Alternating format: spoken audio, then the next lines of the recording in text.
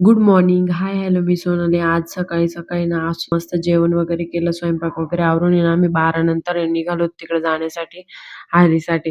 त्याच्यानंतर तिथे गेलो. घरी जाऊन थोडंसं आवरलं, अर्धा मेकअप करून मग आम्ही निघालो रूमवरती म्हणजे लॉन्समध्ये रूमवरती निघालो. मग नवरदेवाला थोडं लवकर जायचं होतं. मग माझे सासूबाई होते एक आणि दीर होते. आम्ही तिघं-चौघं जण निघालो. तिथे गेल्यानंतर सर्व आले. मग आहे ना मस्त आहे ना फोटोशूट वगैरे केलं आणि मग आहे ना झालं लग्नाची सेरेमनी सुरू म्हणजेच हळदीची सेरेमनी म्हणजे असं कुंकू लावणे, हळद लावणे, बाकी सर्व या गोष्टी सुरू झाल्या.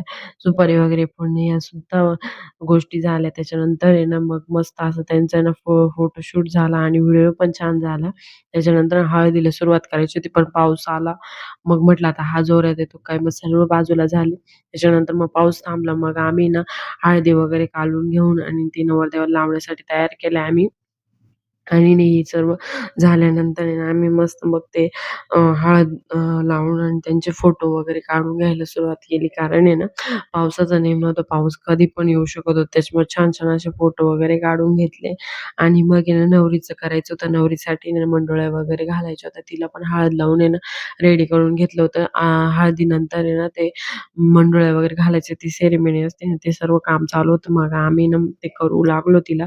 मग आहे ना ते झालं त्याच्यानंतर आहे ना मस्त असं फोटो वगैरे काढले आणि तुम्हाला जर ना अजून ब्लॉग बघायचे असतील लग्नाचे तर नक्की फॉलो करून घ्या.